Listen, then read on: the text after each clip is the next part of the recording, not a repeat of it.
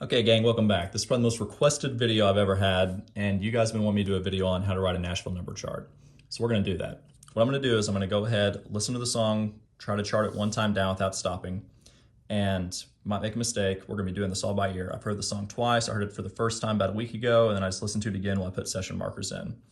It's all diatonic harmony, nothing sounded too crazy, so I'm gonna do it without a guitar because if you're on a tracking session and say you're session leader, you're the person that's in charge of charting that day, a lot of the time you won't have your instrument with you in the control room. You'll just basically sit there and watch them play it on an acoustic guitar, or they'll play a demo and you get to charting. And you gotta be able to do it by ear. So it's good to practice it even when you're at your own house and have access to a guitar in your hands.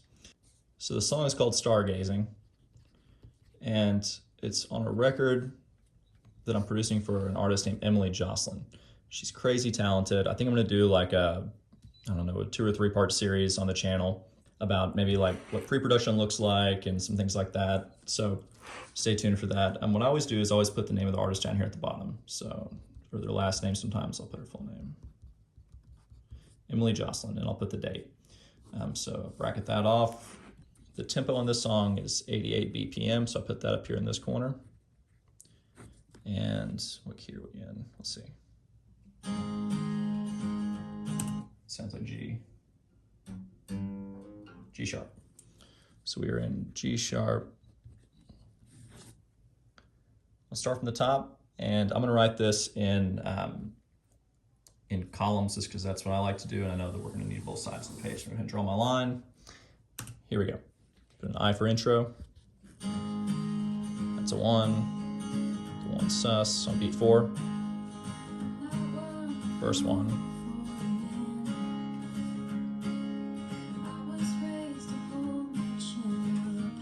Sounds 5 sus. It's a split bar 6/5. 2 minor. Another 5 sus. Another verse. It's a 1, a 4.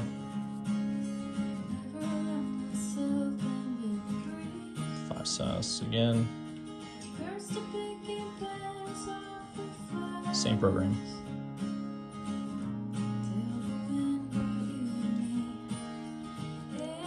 Chorus. It's a 4 chord.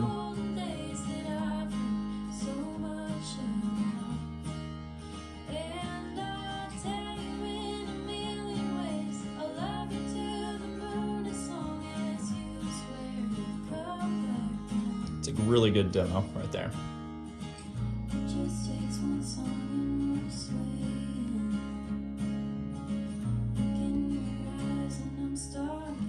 Split bar, a little turnaround, same as the intro. Another verse.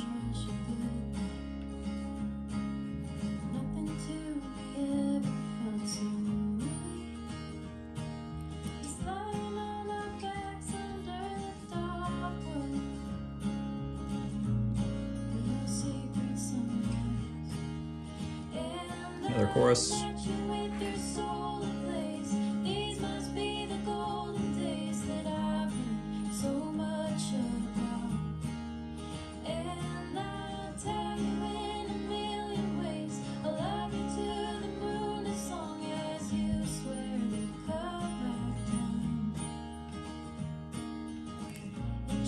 It's a 2 minor, 4, 2 minor, split bar with a diamond, a little turnaround, beat 4. It's a bridge, put that up here.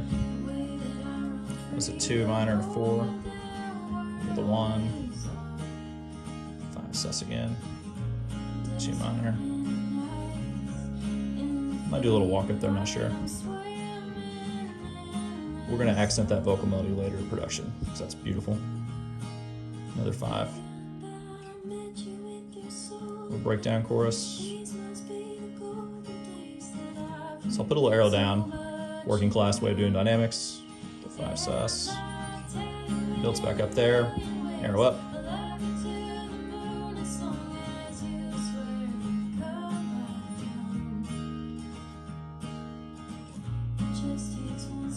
Two minor. Those are actually 2 minor 7s, but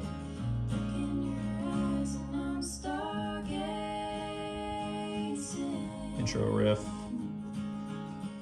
tag, or outro.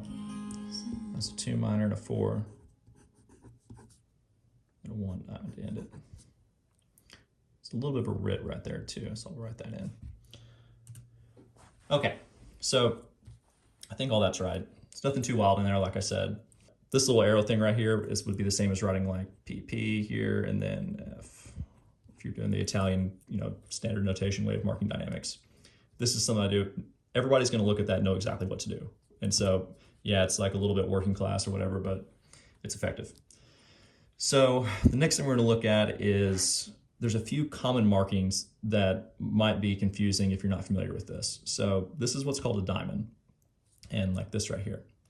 And so when you put a diamond around the number, that means that you strum it and let it ring for the duration of the bar. Or in this case right here, it'd be let it ring for 2 beats and then 2 beats. You're not strumming through it basically. So this would be 1, 2, let it ring on 3, and so it'd ring out for beat 3 and beat 4. That's how I do it. Some people will put like that and then a half note above it. There's more than one way to skin a cat, and everybody has their own way of doing things, but the reason I'm teaching it to you guys this way is because this is kind of what I found that people typically like to read.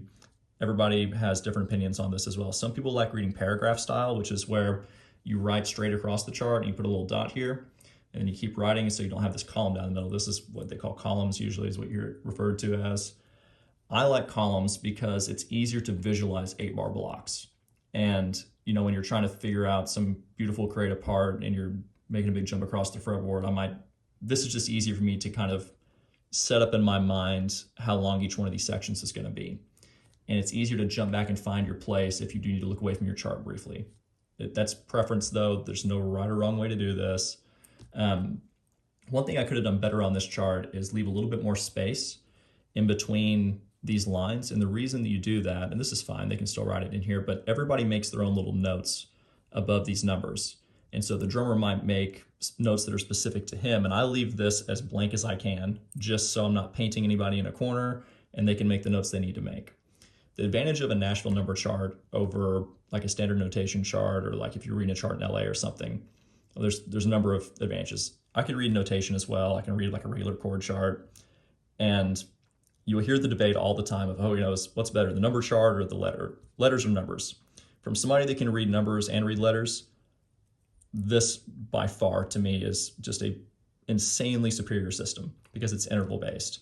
And typically we hear intervallically, if we're in the key of G, or most people are in the key of G unless you have perfect pitch, and you hear an A note, you're going to hear that as a 2, not necessarily as, I'm hearing that as a pure A. And so it's non-key specific. That's what's beautiful about this. And if we get to tracking, or at some point you want to change key, or the band, when they go to perform it live, wants to drop the key or something, if the singer's feeling a little weak that month or something, they can drop the key and nothing has to change. You just change your key up here and it's good to go. So sorry, my little tangent there. Back to some of the common markings you're going to see. I put these little hash marks over this, and what that tells you is that there's 3 beats on this one, and then that one sus is just like an accent on beat 4. And I should have wrote it up here on the top as well because it's on the intro, 1, 2, 3, 4. Then it happens here as well, 1, 2, 3, 4, and it happened here. This right here see if I can find it in the audio so you can hear what I'm talking about as I play it. So at the end of the bridge,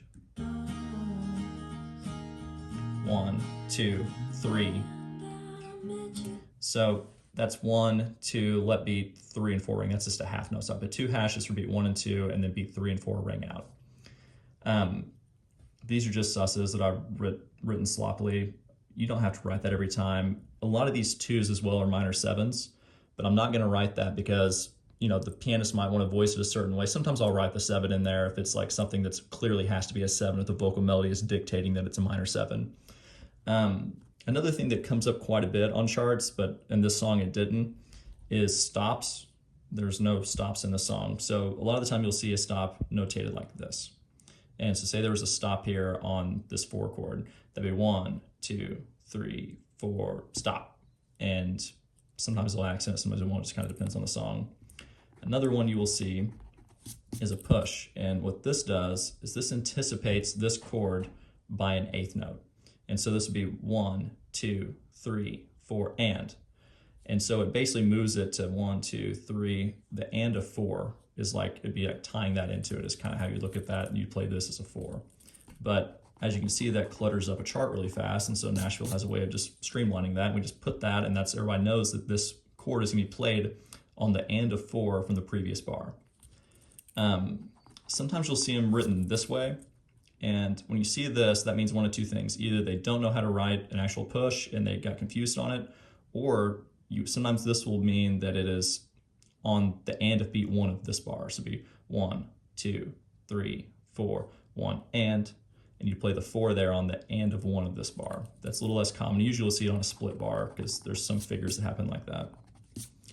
I mentioned the space, the paragraph column thing, all the typical stuff. Everybody is producing their own parts, okay? That is the other big advantage of numbers over letters and not having every little part scribbled out and melodies written for the guitar player and everybody. And usually people don't know how to write for guitar anyways. So that's the beauty of Nashville, is this is a blank harmonic template that everybody can operate freely within. And the keyboard player might be like, I need to walk something down here and play this melodic thing around, the vocal in the first verse or the second verse or something. And they can write that, and they're not being dictated by a composer somewhere as to how they need to do that exactly. They use their own musicality and instincts, and you get this beautiful creative thing that happens here in town. And overall, I'm a big fan of the number system. When I was working on cruise ships, I basically got my entire band on this, and our singers were healthier because we could drop keys if we needed to on the fly, and there's a bunch of other advantages to it. But other basic things that might seem obvious. So I means intro. I put V for verses, C for choruses. T means turnaround. Some people write interlude here, or if it's a solo session, we'll just write solo or an S. Tag, this could also just be written as an outro. Sometimes if there's a breakdown chorus, they'll write breakdown, or I'll just notate it like I did here. Some you'll see them just putting diamonds over these 4 bars so they want them softer as well. B typically means bridge. Some people write bridge out. And this is just how I do it. Some people don't put the boxes around it, or they'll put like little brackets or something. Some people put double lines under choruses and single lines under verses. To me, that just clutters up the chart a little bit. Some people have a way of doing it that's really neat and nice though, and that's fine. The other thing to mention is sometimes people prefer to write fast bars, or people prefer to read fast bars versus slow bars. And sometimes the tempo is kind of in this in-between position to where if you're reading it and it's super slow, it's easier to read the chart if it's written in fast bars. So you double up every number. I've been on sessions where drummers will complain about that, and you'll see them marking lines and everything, tying it together. And the cool drummers, if you work with like a real pro, they're not going to do that. There's no reason to undermine whoever's writing the charts anyways. Especially I've been on sessions where they like make a thing of it. They're like, well, why is this in fast bars? I'm like, well, that's easier to read for everybody else on the session. And anytime I'm writing a chart, I will write a chart incorrectly if I think it's going to, like technically incorrectly, if I think it's going to yield less mistakes on the session. So if there's something on a chart I can write that might not be technically correct, that is going to make a musician not make a mistake and keep the session moving along more quickly and efficiently, I will write it. And there's not really an example of that on this chart, but it comes up all the time. And I'll write stuff where it's like, okay, that's not the correct way of doing it, but guess what? Everybody gets it, and it's easier to navigate. And another big thing is the song's like clearly major, so you don't have to worry about it, but always write a song from the major perspective. Say a song is like obviously an A minor, right? And it's like A minor, F, C, and G. Do not write 1 minor for the A minor. Write the A minor as 6, because people are going to be less likely to make mistakes. It's easier to read from the major perspective. The only time I'll write a chart from the minor perspective is if say you're in A minor and there's an E7 in it, and it's like clearly like very A minor based, and it's just A minors, D minors, and E's or E minors. I will write it, 1 minor, 4 minor, 5, 7, or whatever. But typically if a song has a 4 in it, if you're thinking from the major perspective, if it would have a 4 in it or a 5, or definitely if it has a 1 for the major perspective, I will write it always from the major, even if it's a minor tonality song. And if you are wondering, there's a huge debate on that too. My buddy Eddie Haddad had some video he put out about a Tom Petty song, and everybody like kind of ganged up on him in the comments being like, why are you saying that's the 6 minor and that's the 1 minor? And those are people that have never had to read a chart on a session. They're saying that kind of stuff. So this is how pros do it. I can hand this chart to any session musician in Nashville and they would be able to navigate it. There might be little things in here that are nuanced outside of their preferences, but everybody's getting paid, everybody's reading this, and we're getting through the session, everybody's relatively happy. So this is how I do it. I hope you guys enjoyed this kind of stuff. I know this was a long-awaited video and I should have done this months ago, so I appreciate you guys bearing with me on it. I'm gonna flip the camera around and give you like a little crash course on number system stuff. So as far as knowing which numbers relate to which chords, there's a bunch of books out there you can buy on this stuff, but crash course on it. If you're in, I'll just stay in a key of G to make things simple right now. If this is your major scale, right? 1, 2, 3, 4, 5, 6, 7, 1. So if you see a 1, it's implied that 1 is major. 2 means minor, and you'll see like on this chart, whenever I was writing that, there's a little bitty dash beside the 2. The dash means minor. Your 3 is major. Your 4 is major. Your 5 is major. If you notice, that's G, A, so A minor. 3 would be B minor. 4 is C. 5 is D major. Then 6 is E, so it'd be E minor. And then your 7 is minor 7 flat 5, which you don't see a whole lot. And back to 1.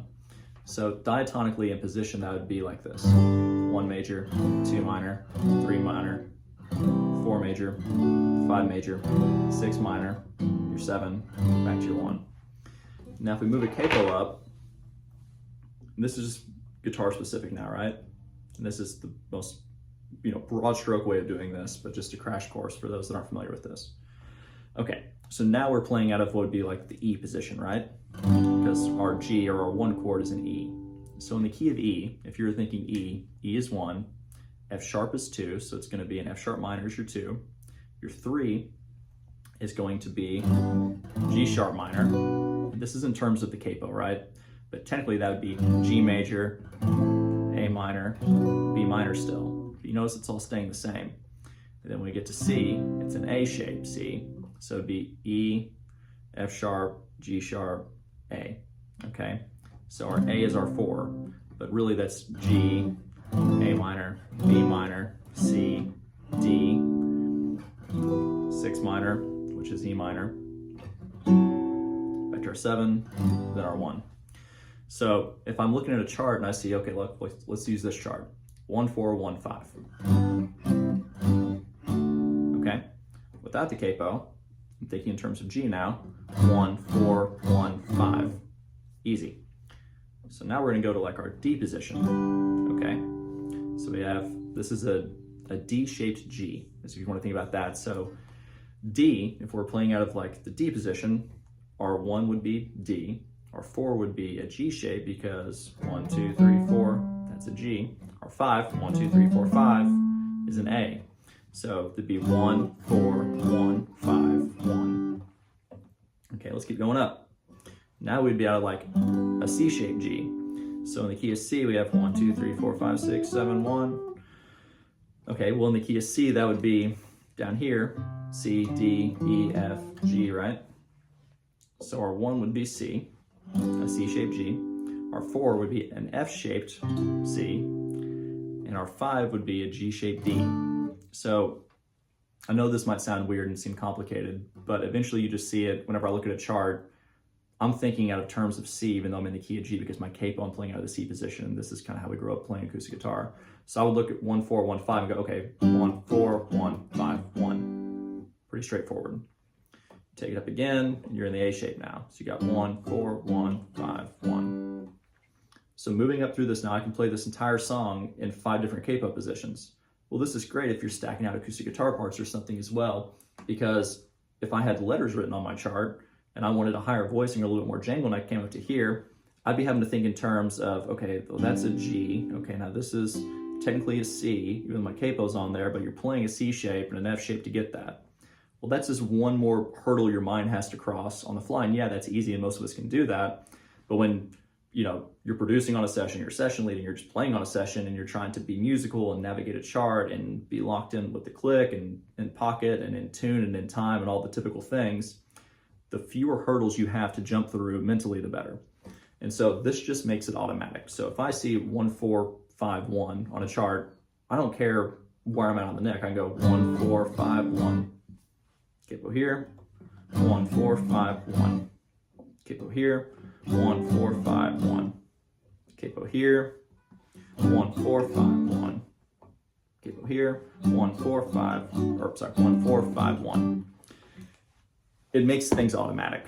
So I hope you guys find this stuff helpful. I know I flew through a lot of that. I didn't think there's any way to make this video not long. And the best way to learn this is to start doing it. Take songs that you know how to play already and start charting them out, or take one song, take the number one song on the radio in whatever genre you like that week and start practicing charting it out. And you'll run into problems. That's how it is. Like sometimes you'll run into a section that's just like a total riff, right? And like when a riff comes up, for example, I will write little hash marks, put riff, and I might write the intervals out for that riff if I want to, just at the bottom of the chart and say like riff 1. If there's a riff 2, then write riff 2. That way everybody can kind of learn it real quick on this session if we're still trying to, move relatively quick and not spend all day doing one song.